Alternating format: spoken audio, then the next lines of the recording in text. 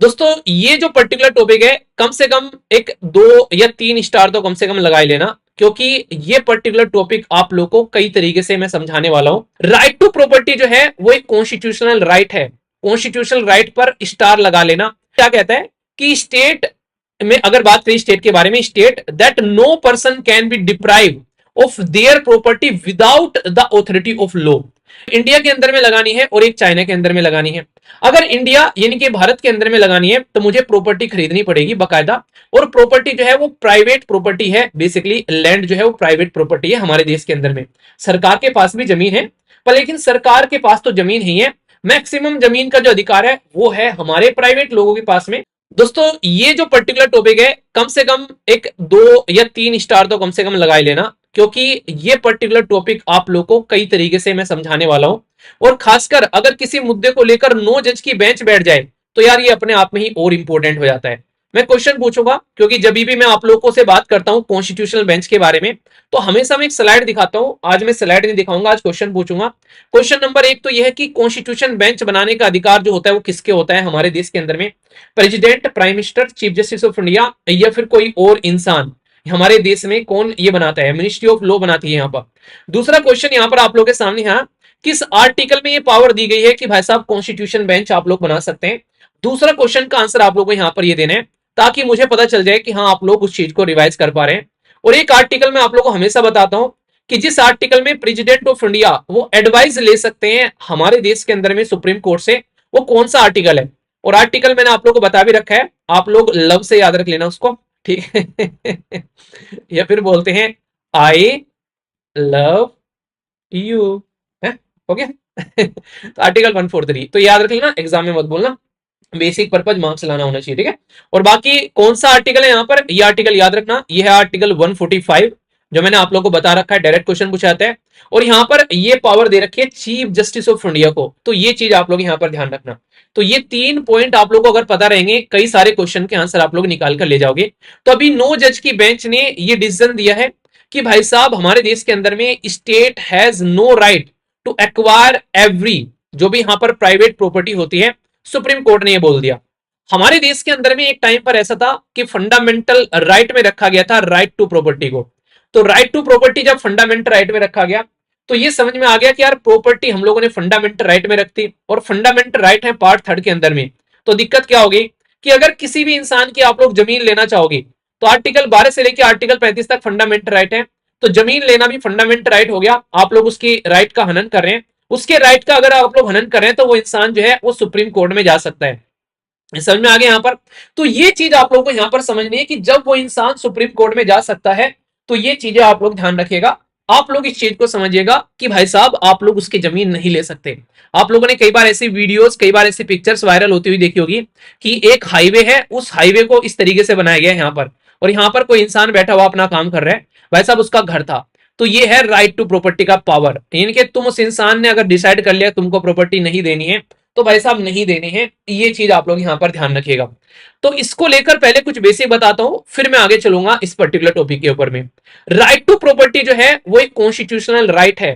Constitutional right पर star लगा लेना, क्योंकि आप लोग इसी चीज में कंफ्यूज हो जाते हो। एक चीज होती है कॉन्स्टिट्यूशनल राइट यानी कि संवैधानिक अधिकार, और दूसरी होती है फंडामेंटल राइट यानी कि मौलिक अधिकार। हमारे फंडामेंटल राइट जो है वो दोनों चीजें हैं, वो कॉन्स्टिट्यूशनल राइट भी हैं और वो फंडामेंटल राइट भी हैं। कैसे? संविधान में तो लिखे हुए हैं, पार्ट 3 के अंदर में ही है, तो भाई साहब संविधान में लिखे हुए हैं तो भाई साहब ये कॉन्स्टिट्यूशनल राइट भी हो गए। और क्योंकि पार्ट 3 में है जहां फंडामेंटल राइट होते हैं तो फंडामेंटल राइट भी है, यानी कि कॉन्स्टिट्यूशनल राइट भी है और फंडामेंटल राइट भी है हमारे फंडामेंटल राइट। पर लेकिन पार्ट 3 के बाहर अगर कुछ भी होगा तो वो हमारे फंडामेंटल राइट नहीं होंगे, वो हमारे कॉन्स्टिट्यूशनल राइट होंगे, क्योंकि आर्टिकल 301 के अंदर में राइट टू प्रॉपर्टी रखा गया है और ये ओरिजिनली इस आर्टिकल के अंदर में नहीं था। तो ये चीज मैं आप लोगों को समझाऊंगा यहाँ पर थोड़ा सा डिटेल में, क्योंकि इसके ऊपर में ऑलरेडी एग्जाम में आप लोगों को क्वेश्चन पूछा जा चुका है, जो कि आप लोगों को यहाँ पर याद रखना है। हमारे देश के अंदर में, और ये कोई ऐसा नहीं बहुत ही पुरानी बात है, ये हमारे देश के संविधान निर्माताओं को भी चीजें स्टार्टिंग में ही समझ में आ गई थी कि यार ये भारी पड़ जाएगा, इस चीज को सुधारना है, ठीक है। तो यहां पर आप लोग ध्यान रखना, यहां पर राइट टू प्रॉपर्टी जो है ये कॉन्स्टिट्यूशन राइट है, क्योंकि आर्टिकल 301 में रखा गया है। 300A में। और ए अगर बी सी डी कोई कैपिटल लिखा है तो इसका मतलब क्या होता है कि कॉन्स्टिट्यूशनल अमेंडमेंट एक्ट यानी कि संविधान में संशोधन करके उसको इसमें जोड़ा गया है। ये ओरिजिनली जब हमारा संविधान बनाया गया था ताजा ताजा उस संविधान में ये नहीं था, बेसिकली इस आर्टिकल के अंदर में ये आर्टिकल नया ऐड किया गया है। तो यहां पर ये कैसे ऐड किया गया, तो ये चीज आप लोग यहां पर ध्यान रखिएगा, जो कि डायरेक्ट क्वेश्चन भी आप लोगों के बनाती हुई नजर आती है।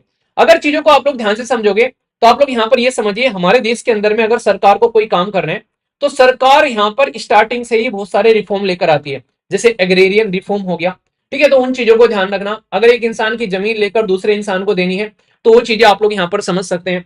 तो इन चीजों को सुधारना बहुत ज्यादा जरूरी था। तो इसके चलते हमारे संविधान में संशोधन किया गया, जब यहां पर right to property was a fundamental right यहां पर कॉन्स्टिट्यूशन के अंदर में, तो ये 1978 तक तो चीजें रही, पर फिर बाद में रिमूव कर दिया गया 44 कॉन्स्टिट्यूशन अमेंडमेंट एक्ट के द्वारा, और यहां पर इसको रिक्लासिफाई किया गया कि ये कॉन्स्टिट्यूशनल राइट होगा अब आर्टिकल 300A के अंदर में। तो 300A क्या कहता है, अब वही चीज यहां पर ये जजमेंट बताता है जो मैं आप लोगों को यहां पर बताने जा रहा हूं। तो सुप्रीम कोर्ट ने कोई ऐसी बड़ी बात नहीं बोली है कि आउट ऑफ द बुक्स बोल दी है, वो ऑलरेडी हमारे संविधान में लिखी हुई है। क्या बोला गया कि state has no right to acquire every private property, ये सुप्रीम कोर्ट ने बोला है। यानी कि स्टेट मतलब यानी कि सरकार को कोई अधिकार नहीं है। और जब स्टेट वर्ड यूज किया है तो यहां पर स्टेट गवर्नमेंट नहीं होता है, मैं आप लोगों को बता दूं, ये मैंने पॉलिटी में भी आप लोगों को पढ़ाया था। स्टेट वर्ड का इस्तेमाल किया जाता है यहां पर नॉर्मली सरकार से, या फिर सरकार के अंदर कोई भी इंस्टीट्यूशन हो उससे। ये पॉलिटी पढ़ाते हुए मैंने बड़े तसल्ली में आप लोगों को पढ़ाया, ठीक है। तो ये छोटी छोटी सी चीजें आप लोगों को कंफ्यूजन से दूर करके चलना है, ठीक है। तो यहां पर क्या लिखा हुआ है कि यहां पर लिखा हुआ है कि state has no right to acquire every private property. अब यहां पर भी ये लाइन आप लोग देखिए इसी के अंदर में, आर्टिकल 300A क्या कहता है कि स्टेट में अगर बात करें स्टेट के बारे में, state that no person can be deprive of their property without the authority of law. यानी कि अगर किसी भी इंसान की प्रॉपर्टी आप लोगों को लेनी है तो वो प्रॉपर्टी कानून के थ्रू ली जा सकती है, जो आप लोगों ने पहले से कानून बना रखे हैं उन कानूनों को फॉलो कर आप लोग ले सकते हैं।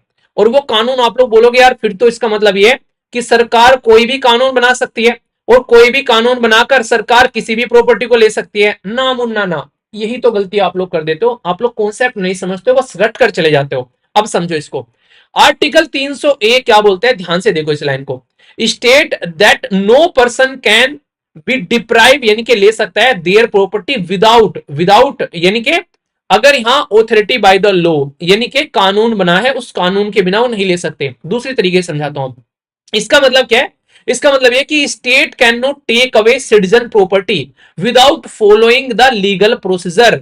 यानी कि एक प्रॉपर लीगल प्रोसीजर बना हुआ है कि भाई इस तरीके से किसी इंसान की प्रॉपर्टी ली जा सकती है, उसके अलावा नहीं ली जा सकती है। आप लोग बोलोगे फिर तो सरकार कोई भी कानून बना देगी और फिर लीगल प्रोसीजर के थ्रू प्रॉपर्टी ले लेगी। नहीं मुन्ना नहीं, सरकार अगर कोई भी कानून बनाएगी, कोई भी लॉ बनाएगी, तो लॉ बनाने के बाद में वो लॉ सबसे पहले सुप्रीम कोर्ट हमारा उसको देखेगा, क्या ये जो लॉ इसके द्वारा बनाया गया है ये हमारे संविधान के हिसाब से है कि नहीं, कॉन्स्टिट्यूशन के हिसाब से है कि नहीं। अगर वो संविधान के हिसाब से है का मतलब ये हो गया क्या वो आर्टिकल 300A को भी फॉलो कर रहा है। तो अगर वो प्रॉपर्टी का कानून उसने बना दिया और आर्टिकल 300A को फॉलो नहीं कर रहा है तो सुप्रीम कोर्ट उसको उठाकर डस्टबिन में डाल देगा और बोलेगा ये हमारे संविधान का हनन कर रहा है, इसको आप लोग इस तरीके से यूज नहीं कर सकते। समझ में आ गया पूरा का पूरा मैटर। तो ये चीज आप लोग को अंडरस्टैंड करनी है जो सबसे इंपॉर्टेंट होती है यहां पर। तो सरकार बिना कानून के किसी की प्रॉपर्टी नहीं ले सकती है और कानून संविधान से अलग जाकर नहीं बना सकती, क्योंकि सुप्रीम कोर्ट चेक कर देगा उसको। अभी आप लोगों ने देखा आप लोगों के कानून जो थे उठा उठाकर ठंडे बस्ते में डाले गए। जैसे हमारे देश के अंदर में अभी रिसेंटली कौन से कानून डाले गए जरा बताइए, देखता हूँ किस किस को याद है। इलेक्शन से पहले भी कुछ काम किया गया, ठीक है, बाद में भी कुछ कुछ चला है, तो देखता हूं एग्जांपल किसको याद है। तो ये पावर होती है जब यहां पर जुडिशियल रिव्यू करने की, जब भी यहां पर ये बात आती है तो सरकार को एक तरीके से दायरे में रखता हुआ नजर आता है हमारा संविधान, ठीक है। अब बात करते हैं यहां पर, अब इंपॉर्टेंट क्या है, 9 जज की बेंच सुप्रीम कोर्ट के द्वारा उसने बोला कि यहां पर इस चीज को लेकर कि कोई प्राइवेट अगर अपनी जमीन रखता है, कोई मेटीरियल रिसोर्स है किसी कम्युनिटी के बाद में, तो गवर्नमेंट्स अगर यूज कर सकते तो कैसे उसको यूज करेगी, तो उसके बारे में इनके द्वारा बात की गई है। उसने क्या किया, रिस्ट्रिक्ट कर दिया स्टेट पावर को एक्वायर करने के लिए किसी भी प्रॉपर्टी को। तो पर लेकिन हो सकता है कि यहाँ पर स्टेट का जो डोमिनेंस है यहाँ पर, ठीक है, उसके ऊपर में इंपैक्ट पड़ता हुआ नजर आ सकता है, क्योंकि हमारे देश के अंदर में मिक्स टाइप की इकोनॉमी होती है। मिक्स्ड इकोनॉमी समझते हैं, ये क्वेश्चन भी एग्जाम में पूछा चुके हैं, जहां पर प्राइवेट के हाथ में भी पावर है और पब्लिक के हाथ में पावर है, यानी कि सरकार भी काम करती है और यहाँ पर प्राइवेट वाले भी काम करते हैं। ऐसे इकोनॉमी आप लोगों को यहाँ पर देखने को मिलती है। तो इलेक्ट्रोल बॉन्ड जो है, ये अभी चंदा धंधा जो चल रहा था वो उठाकर फेंका गया, ठीक है। तो यहां पर अगर देखें इसका इंपैक्ट इकोनॉमी में पड़ सकता है। यहां पर इंडियन इकोनॉमी जो है, अगर बात करें, अब एक उदाहरण मैं आप लोगों को देता हूं। मुझे आज की डेट में एक एक किताब बनाने की फैक्ट्री लगानी है, और मुझे किताब बनाने की फैक्ट्री लगानी है इंडिया के अंदर में। अब इंडिया के अंदर में लगानी है और एक चाइना के अंदर में लगानी है। अगर इंडिया यानी कि भारत के अंदर में लगानी है तो मुझे प्रॉपर्टी खरीदनी पड़ेगी बाकायदा, और प्रॉपर्टी जो है वो प्राइवेट प्रॉपर्टी है, बेसिकली लैंड जो है वो प्राइवेट प्रॉपर्टी है हमारे देश के अंदर में। सरकार के पास भी जमीन है, पर लेकिन सरकार के पास तो जमीन ही है, मैक्सिमम जमीन का जो अधिकार है वो है हमारे प्राइवेट लोगों के पास में, जो कि जनरेशन जर जनरेशन शिफ्ट होता रहता है। आपके पेरेंट्स के पास में प्रॉपर्टी है, उनसे प्रॉपर्टी उनको प्रॉपर्टी किससे मिली, उनके पेरेंट्स से मिली। अब आप लोग नीचे बच्चे हो गए तो आपको प्रॉपर्टी आपके पेरेंट्स से मिलेगी। तो ये जनरेशन दर जनरेशन ट्रांसफर होती है, तो इसमें गवर्नमेंट का कोई इंटरफेयर नहीं है, ये आप लोगों की प्रॉपर्टी है और यहां पर ये प्राइवेट प्रॉपर्टी कहलाएगी। तो अगर किसी को आप लोग की जमीन लेकर, मान लीजिए मुझे आप लोगों से बोलना है कि मुझे यार एक बीघे जमीन चाहिए और मुझे उसमें लाइब्रेरी खोलनी है, तो मैं वो जो एक बीघे जमीन लेकर उसमें लाइब्रेरी खोलूंगा। अब आप लोग की इच्छा है, आप लोग दे भी सकते हो और नहीं भी दे सकते हो यहाँ पर। तो यहाँ पर आप लोगों को कोई फोर्स नहीं कर सकता, क्योंकि ये आप लोग की पर्सनल प्रॉपर्टी है, प्राइवेट प्रॉपर्टी है। तो हमारे देश में सबसे बड़ी समस्या यही रहती है कि मैक्सिमम प्रॉपर्टी प्राइवेट के हाथ में। अगर कोई बिजनेस स्टार्ट करना है, कोई चीजें ओपन करनी है, तो यहाँ पर कई बार पंगे होते हुए नजर आते हैं, कई बार प्रोटेस्ट होते हुए नजर आते हैं। पर यही चीज अगर चाइना में जाकर करनी है, तो चाइना में मैक्सिमम चीजें जो है वो गवर्नमेंट के हाथ में है। वहां पर अगर तुम बोलते हो लाइब्रेरी, क्या तुम लाइब्रेरी खोलना है वहां पर, तो इमिडिएटली आप लोगों को सरकार बोलेगी कि ले, ये जहां तक भाग सकता है भाग ले, और जहां तक भाग के तो शाम तक रुकेगा वो जमीन तेरी। मतलब आसानी से इजिली लैंड अवेलेबल हो जाती है, सारे रिसोर्सेज प्रोवाइड करा दिए जाते हैं, कंफर्टेबल इन्वायरमेंट रहता है। तो ऐसे ही यहां पर चाइना जो है वो मैन्युफैक्चरिंग हब नहीं बना है। उसका बहुत बड़ा रीजन ये भी था कि लैंड जो है वहां पर पब्लिक प्रॉपर्टी है, यानी कि गवर्नमेंट के अंडर में है। ये बहुत बड़ा मुद्दा आप लोगों को यहां पर देखने को मिलता है। हमारे देश के अंदर में ये फैसिलिटी अवेलेबल नहीं है, इसलिए बहुत बड़ी समस्या यहां पर निकल कर आती है। तो ये चीज मैं आप लोगों को यहां पर समझाना चाह रहा हूं। तो मतलब कहने का ये है कि जब तक हमारे देश के अंदर में कोई बिजनेस स्टार्ट करने के लिए आप लोग को बाकायदा अगर सड़क भी बनानी है, तो किसानों को मुआवजे दिए जाते हैं, उनसे जमीन के बारे में जब आप लोग बात करते हैं, तो ये चीजें आप लोग यहां पर समझ सकते हैं। तो ये बहुत बड़ा चेंज है, कहीं ना कहीं एक तरीके से तो हमारी इकोनॉमी के ऊपर में काफी इंपैक्ट डालता हुआ नजर आएगा। और जो मेजोरिटी ओपिनियन है चीफ जस्टिस ऑफ इंडिया, उन्होंने रिजेक्ट किया है कि अगर रिजिड इकोनॉमिक थ्योरी अगर आप लोगों को लेकर चलनी है देश के अंदर में, कि आप लोगों को यार ये करना है कि स्टेट का कंट्रोल होना चाहिए, तो स्टेट का कंट्रोल होगा तो कल को चलकर प्राइवेट का कंट्रोल हो गया, ठीक है। तो extensive state control over private resources ये सही नहीं है। ये हमारे देश के चीफ जस्टिस ऑफ इंडिया ने यहां पर बोला है कि आप लोग अगर इकोनॉमिक थ्योरी लेकर चलने वाले हो, तो यहां पर ये तो बिल्कुल अंग्रेजों जैसा माहौल बन जाएगा अगर आप लोग यहां पर चीजों को लेकर चलोगे। मतलब कहने का ये हो गया कि अगर आप लोग इकोनॉमी को इंप्रूव करने के बारे में आओगे, तो आज की डेट में हमारे देश के अंदर में कितनी इनइक्वालिटी है।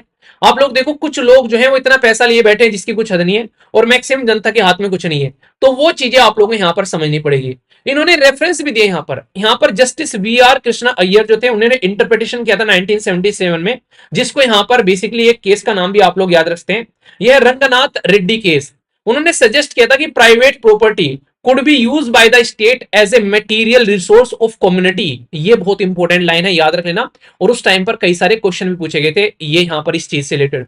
मतलब अगर मैं आज की डेट में कोई लाइब्रेरी बना रहा हूं और उस लाइब्रेरी को मैं बोल दूं कि उस लाइब्रेरी में बैठने वाले इंसान को, भाई साहब, हर इंसान को 50 रुपए देने पड़ेंगे महीने के उस लाइब्रेरी को इस्तेमाल करने के लिए, और वो सारा का सारा पैसा मेरी पॉकेट में अगर जा रहा है, तो भाई वो कम्युनिटी के यूज के लिए नहीं हो गया।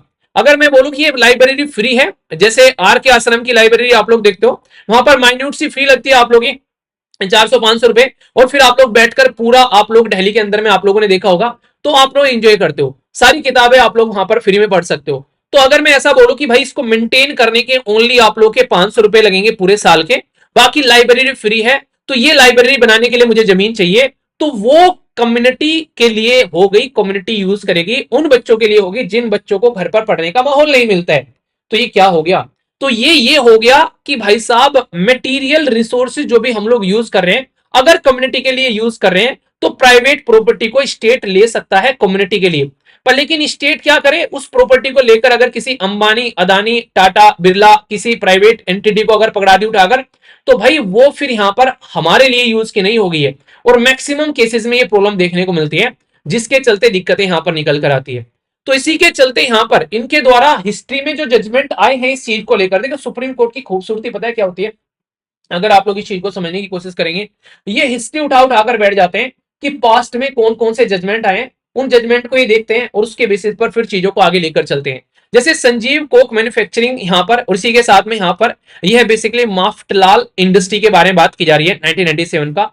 तो जस्टिस अय्यर ने इंटरप्रिटेशन किया था यहां पर उस टाइम पर भी कि previously upheld extensive state property over private property, तो उसको भी इंटरप्रिटेशन करके इन्होंने बताया था। तो 9 जज की जो बेंच है यहां पर, उन्होंने ओवर रूल कर दिया इंटरप्रिटेशन और बोला कि यहां पर स्पेसिफिक इकोनॉमिक अगर आइडियोलॉजी को लेकर चलोगे तो इंडिया के पास में आप लोग को ऐसी कंडीशन प्रॉब्लम क्रिएट कर सकती है, तो उससे दूर हटना पड़ेगा आप लोग को। तो यहां पर रिजिड इकोनॉमिक थ्योरी लेकर नहीं चलनी है, कोई भी प्रॉपर्टी अगर आप लोग को लेकर चलनी है तो आप लोग को यह ध्यान रखना है कि उस प्रॉपर्टी को आप लोग तभी लोगे अगर कम्युनिटी के डेवलपमेंट के लिए इस्तेमाल करोगे। अगर कम्युनिटी के लिए डेवलपमेंट के लिए इस्तेमाल नहीं कर रहे हैं तो फिर वो प्रॉपर्टी अगर ले भी ली है, इवन आंध्र प्रदेश में जब यहां पर लैंड एक्वायर की जा रही थी किसानों की, उसमें भी ये बात बोली गई थी, अगर किसानों की जमीन आप लोगों ने ले ली है कैपिटल यानी कि राजधानी क्रिएट यानी कि बनाने के लिए, तो भाई अगर ये प्रॉपर्टी आप लोगों ने इस्तेमाल नहीं की, बोले ना कि राजधानी कौन सी बनेगी उसको लेकर कई बार समस्या चलती रही, तो आप लोगों को यहां पर इस चीज को समझना पड़ेगा कि यहां से हटकर आप लोगों को वो जमीन अगर कहीं और आप लोगों ने ले ली, फिर दूसरी कैपिटल आप लोग बना रहे हैं, तो किसानों की वो जमीन आप लोग को रिटर्न करनी पड़ेगी। समझ रहे हैं आप लोग यहां पर? तो ये चीजें आप लोग समझ सकते हैं। तो कहने का मतलब यहां पर यह कि आज की डेट में अगर हमारे देश के अंदर में सुप्रीम कोर्ट ना हो तो ये चीजें काफी ज्यादा खतरनाक हो जाए। तो कॉन्स्टिट्यूशनल, आप हमारे देश में एक चीज देखो, अभी आप लोग ये चीज समझने की कोशिश करो, हमारे देश के अंदर में फंडामेंटल राइट भी है, हमारे देश के अंदर में डीपीएसपी भी है, तो ये पार्ट 3 में आप लोगों को देखने को मिलती है और ये पार्ट 4 में आप लोगों को देखने को मिलती है। अगर इन दोनों को आप लोग कंपेयर करोगे तो किस लिए हमारे देश के अंदर में जो रिसोर्सेज हैं उनको यूटिलाइज करने की पावर दी गई है सरकार के हाथ में, जबकि सरकार कोई जवाबदेह है नहीं है डायरेक्टली इसकी। अगर आप लोग बोले तो सोसाइटी में रिसोर्सेज का इक्वल डिस्ट्रीब्यूशन करना ये रेस्पॉन्सिबिलिटी मानी जाती है स्टेट यानी कि गवर्नमेंट की, और अगर वो ऐसा नहीं करेंगे तो भाई बहुत सारे लोग जो है वो पीछे छूट जाएंगे। तो डीवाई चंद्रचूड़ जी ने ये बात की कि हाँ, इकोनॉमिक इवोल्यूशन को अगर आप लोग देखोगे तो चीजें जो शिफ्ट हो गई हैं, पहले सोसाइटी एक वेलफेयरिस्टिक सोसाइटी हुआ करती थी, सबको साथ में लिया करती थी, सोशलिज्म का कॉन्सेप्ट था। फिर आगे चलकर लिबरलिज्म आया, हम लोगों ने प्राइवेट के लिए ओपन कर दिया, डाइवर्स इकोनॉमी मॉडल हो गए, पॉलिसी हो गई। तो जो शिफ्ट हो चुका है सोशलिज्म से मार्केट बेस्ड इकोनॉमी, वो यहां पर नेगेटिव इंपैक्ट डाल रहा है। तो जजमेंट ने बोला है कि इंडिया एक वाइब्रेंट डेमोक्रेटिक फ्रेमवर्क में आगे चल रही है, इकोनॉमिक पॉलिसी जो होनी चाहिए वो यहां पर इलेक्ट्रोल का जो इवोल्यूशन होता है उसके रेफरेंस में जैसे चलती है, साथ ही साथ में यहां पर सोसाइटी के वेलफेयर के लिए सोचते हुए आप लोग को आगे बढ़ना पड़ेगा। कॉन्स्टिट्यूशन का जो विजन था वो इकोनॉमिक डेमोक्रेसी के बारे में बात करते हैं, यानी कि हमारे संविधान के अंदर में आप लोग जाओगे तो यहां पर पॉलिटिकल, सोशल और इकोनॉमिक जस्टिस के बारे में बात की जाती है। तो यहां पर अगर बात करें फ्रेमवर्क कॉन्स्टिट्यूशन ने इस चीज को फोकस किया था कि इकोनॉमिक पॉलिसी भी यहां पर संविधान आप लोगों को गाइड करता हुआ नजर आता है। तो संविधान का विजन यह था कि रैपिड इकोनॉमिक ग्रोथ अगर हो रहा है, तो फास्टर इकोनॉमिक ग्रोथ अगर हो रहा है तो साथ साथ में वो इकोनॉमिक ग्रोथ जो है वो सोसाइटी के सबसे लोवेस्ट तबके को भी सपोर्ट करता हुआ नजर आए, ना कि बस इकोनॉमिक ग्रोथ को आप लोग लेकर चलें।